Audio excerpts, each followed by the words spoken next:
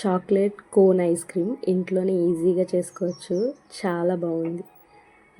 ఈజీయేనండి, process కూడా పెద్ద ఏం లేదు. చాలా బాగుంటుంది ఇంట్లో ట్రై చేసుకుంటే. చాలా ట్రెండ్ అవుతుంది కదా ఈ మధ్యన, అందుకే నేను కూడా ట్రై చేశాను.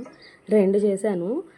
రెండు చేస్తే ఏమైందంటే, ఒక దాంట్లో ఫిల్లింగ్ చేసిన తర్వాత మధ్యలో ఐస్ క్రీమ్ ఫిల్ చేసినాక కింద వరకు వెళ్ళలేదన్నమాట. అది హాఫ్లోనే ఇరిగిపోయింది. సెకండ్ది బాగా వచ్చింది, అదే మీకు చూపిస్తున్నాను. నేను చూపించిన ప్రాసెస్లో చేసుకుంటే చాలా బాగుంటుంది. విప్పింగ్ క్రీము లేకపోతే ఫ్రెష్ క్రీమ్ ఏదున్నా పర్వాలేదు. బ్లెండర్ ఉండాలని పని లేదండి. నార్మల్గా ఇంతకుముందు బటర్ స్కాచ్ ఐస్ క్రీమ్ చేశాను కదా, దాంట్లో బ్లెండర్ లేకుండా చేశాను. సేమ్ అదే ప్రాసెస్. ఒకసారి పిల్లలకి ఇంట్లో ఇలా చేసి పెట్టండి. బయట ఐస్ క్రీమ్ అస్సలు అడగరు, చాలా ఇష్టంగా తింటారు.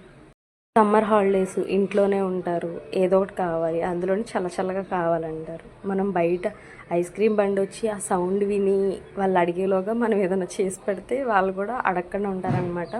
చాలామంది వీడియో చూస్తున్నారు కానీ లైక్ చేయట్లేదండి. ప్లీజ్ లైక్ చేయండి, కుదిరితే కామెంట్ చేయండి, వీలైతే సబ్స్క్రైబ్ చేసుకోండి. Thank you for watching.